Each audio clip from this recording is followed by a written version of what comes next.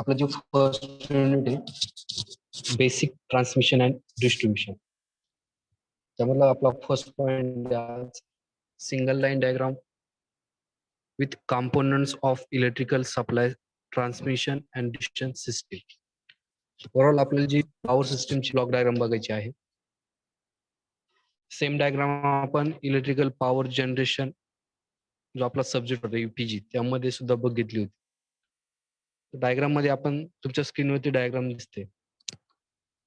Diagram मध्ये जर बघितलं तर त्यामध्ये 4 मेन ब्लॉक्स आहे, कॉम्पोनंट्स आहे. त्यामध्ये फर्स्ट कॉम्पोनंट तुमचा जनरेटिंग सिस्टीम, त्यानंतर second one is a transmission system, third one is a distribution centre, last one is a load centre. आपण जर बघितलं ओव्हरव्ह्यू, जनरेटिंग सिस्टीम म्हणजे काय, ज्या ठिकाणी तुमची इलेक्ट्रिसिटी जनरेट होत असते. तर ही इलेक्ट्रिसिटी जनरेट होत असताना त्यामध्ये डिफरंट टाइप्स ऑफ फ्युएल और डिफरंट टाइप्स ऑफ सोर्सेस आपण यूज करत असतो.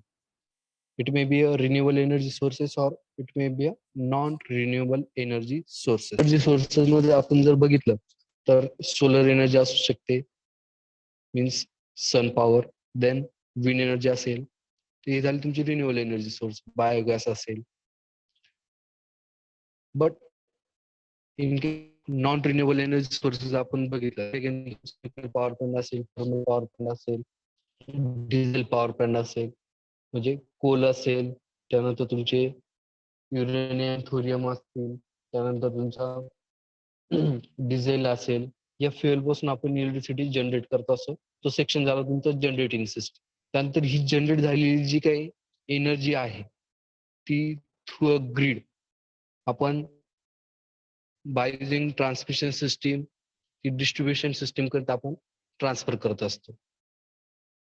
तर तुमचा सेकंड ब्लॉक आहे ट्रान्समिशन सिस्टीम. आता या ट्रान्समिशन सिस्टीम मध्ये number of equipment, number of component त्या ठिकाणी येतात. एक असं तुमचा step up transformer in case of HVAC system. But in case of HVDC system आपल्याला 2 कॉम्पोनंट त्या ठिकाणी रिक्वायर्ड आहे. आपलं जे जनरेशन असतं ते ऑलवेज AC असतं आणि HVDC सिस्टीम मध्ये आपल्याला जर DC ट्रान्समिशन करायचं जर असेल त्या ठिकाणी आपल्याला कन्व्हर्टरची गरज पडते. तर जी काही AC जनरेट झालेली जी पॉवर आहे ती आपण बाय युजिंग कन्व्हर्टर ती DC मध्ये कन्व्हर्ट करतो आणि देन ती ग्रीड थ्रू आपण ट्रान्समिट करत असतो.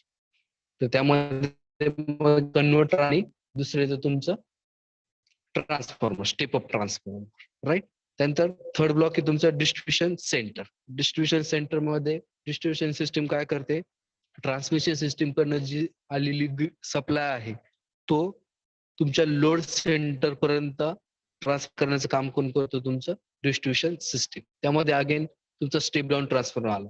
सपोज 66 केव्ही 33 केव्ही आपल्याला ट्रान्समिशन सबस्टेशन कडनं आली, तर ती 33 केव्ही 11 केव्ही 415 व्होल्ट किंवा 230 व्होल्ट पर्यंत स्टेप डाऊन करण्याचं काम कुठे होतं, तुमच्या या डिस्ट्रीब्युशन सेंटर मध्ये, राईट.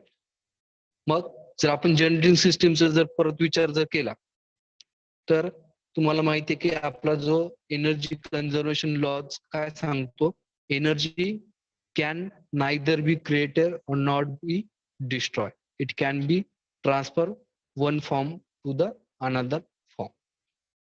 म्हणजे आपण एनर्जी क्रिएट पण करू शकत नाही आणि ती डिस्ट्रॉय पण करू शकत नाही. आपण फक्त काय करतो, त्या सोर्स पासन, त्या एनर्जी फ्युएल पासन आपण तिचं फक्त एका फॉर्म पासन दुसऱ्या फॉर्म मध्ये काय करत असतो, कन्व्हर्जन करत असतो.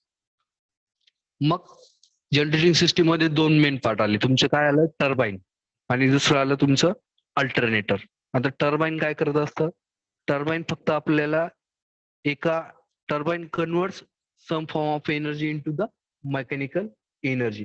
सपोज हायड्रो पॉवर प्लांट असेल, हायड्रो पॉवर प्लांट मध्ये तुमची जी कायनेटिक एनर्जी असेल तर ती कायनेटिक एनर्जी मेकॅनिकल एनर्जी मध्ये कन्वर्ट करण्याचं काम कोण करतो, turbine, right. Then alternator, alternator काय करत असतं, alternator convert mechanical energy into the electrical energy, right. तर हे जे सर्व प्रोसेस जे कुठे तुमच्या ट्रान्समिशन सिस्टीम जनरेटिंग सिस्टीम आहे. Then transmission system. Suppose 11 kV generation झालं तर ते 11 केव्ही जे जनरेशन झाले ते आपण स्टेप अप करतो by up to the 220 kV और 132 केव्ही पर्यंत, राईट. त्यानंतर ते जे आपण स्टेप अप केलेले व्होल्टेज आहे 132 केव्ही ते तुमचं कुठे जातं सेकंडरी ट्रान्समिशन सिस्टीमकडे. बघा ट्रान्समिशन सिस्टीमचे दोन पार्ट पडतात, दोन क्लासिफिकेशन, एक प्रायमरी ट्रान्समिशन आणि दुसरं आहे सेकंडरी ट्रान्समिशन. ही जी पार्ट आहे ते तुम्हाला पुढच्या लेआउट मध्ये समजेल. आता फक्त ही ब्लॉक डायग्राम एकदा समजून घ्या. जनरेट झालेली इलेक्ट्रिसिटी कुठे जाते तुमच्या ट्रान्समिशन सबस्टेशनकडे किंवा ट्रान्समिशन सिस्टीमकडे. ती जनरेट झालेली इलेक्ट्रिसिटी आपण स्टेप अप करतो अजून step up transformer up to the 132 kV और 222 केव्ही पर्यंत. त्यानंतर सेकंडरी ट्रान्समिशन मध्ये काय होतं अगेन ती स्टेप अप केली एनर्जी आपण अगेन स्टेप अप करतो up to the 66 kV.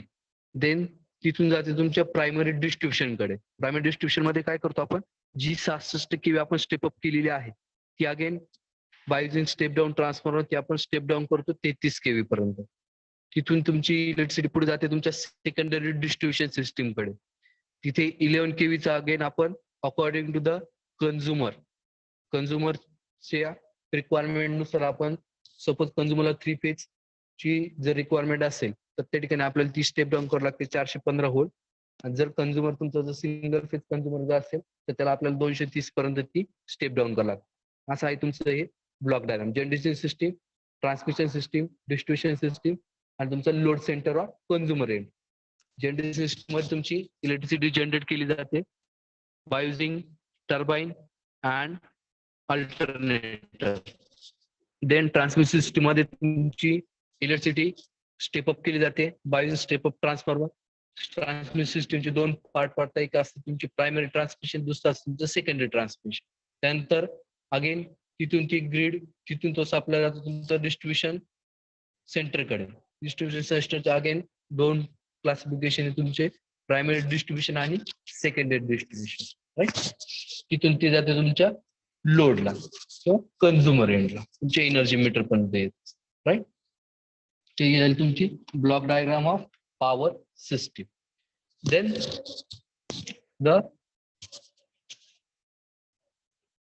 Layout of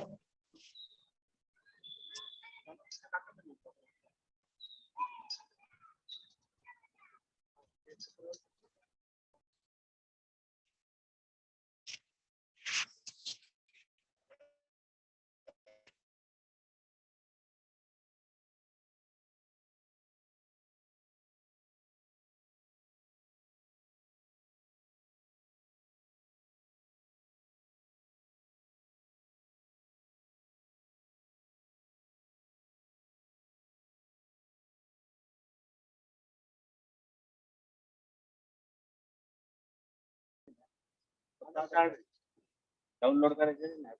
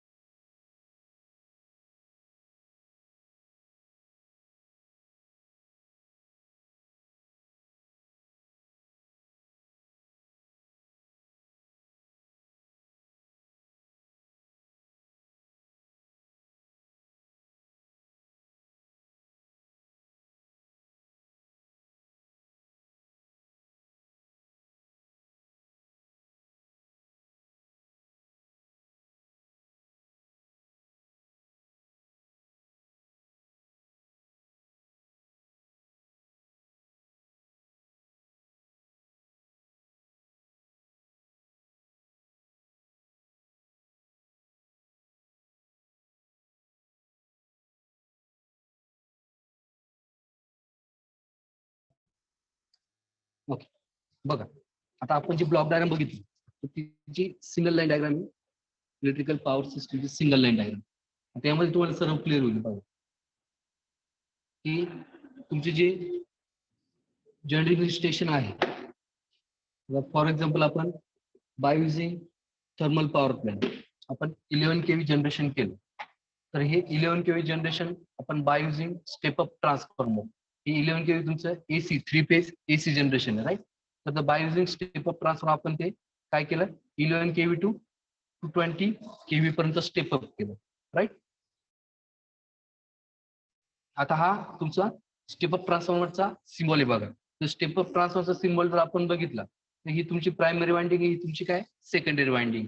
दोघांमध्ये जर कंपॅरिझन जर केलं तर टर्न्स काय तुमच्या कमी as compared to secondary winding.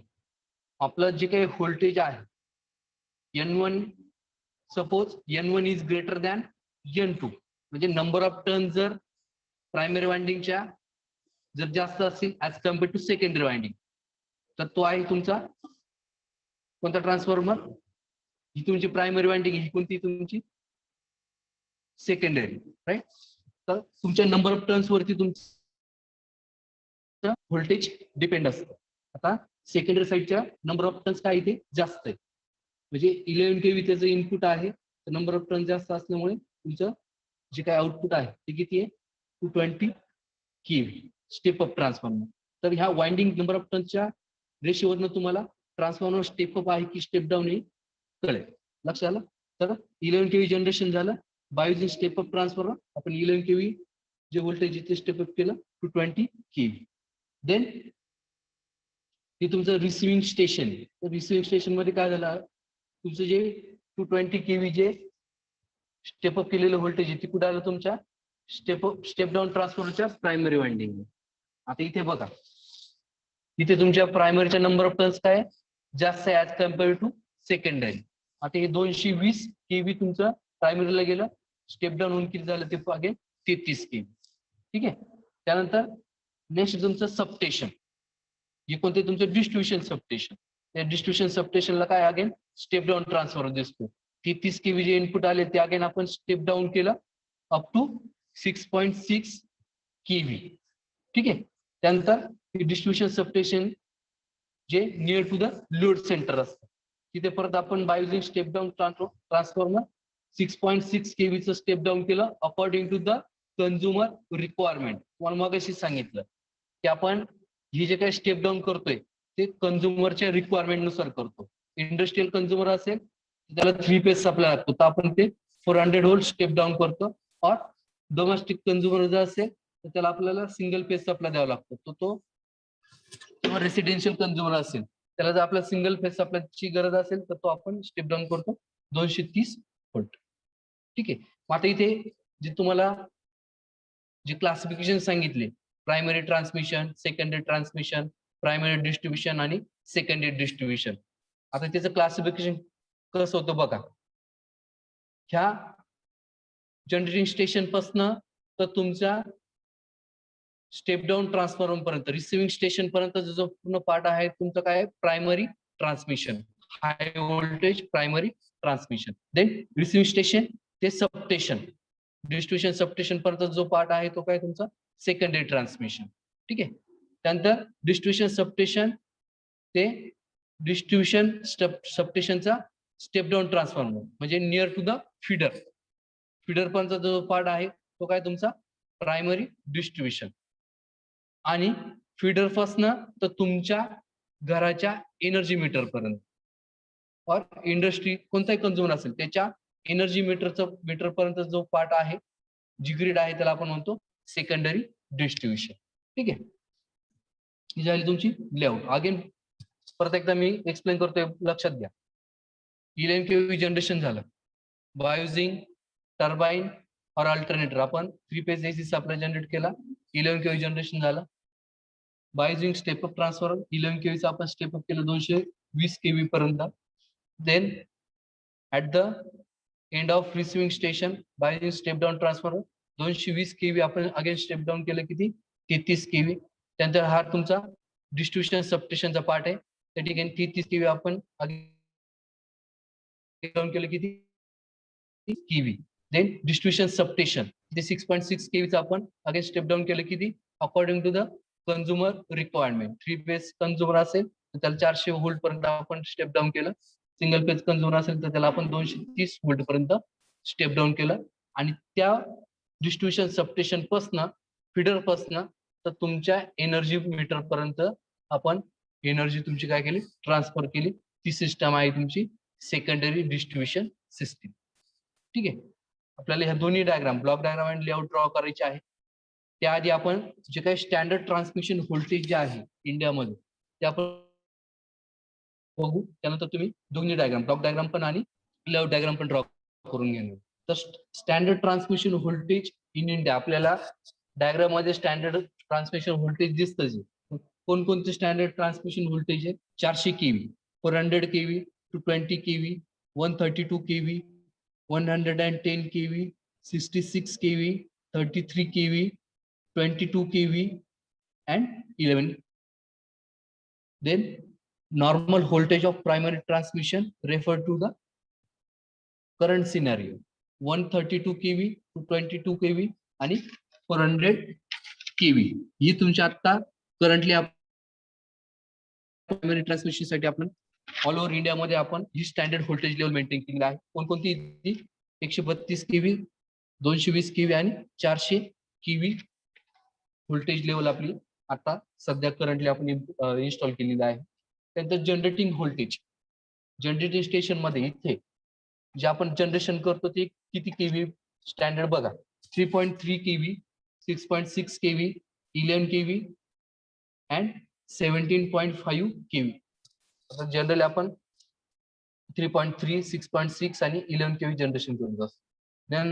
Then primary transmission voltage म्हणजे ही ते प्रायमरी ट्रान्समिशन व्होल्टेजची स्टँडर्ड लेवल किती आहे 220 केव्ही, 400 केव्ही और 765 केव्ही. देन सेकंडरी ट्रान्समिशन साइडचं जे व्होल्टेज आहे त्याचे स्टँडर्ड व्होल्टेज लेवल किती दिलेली आहे 220 kV, 132 kV, 110 kV and 66 kV. Then primary distribution voltage या साइड किती दिलेले 33 केव्ही, 22 केव्ही and 11 केव्ही. हे तुमचे स्टँडर्ड व्होल्टेज लेवल्स आपण ऑल ओव्हर इंडिया मध्ये कन्सिडर करत असतो. ठीक आहे.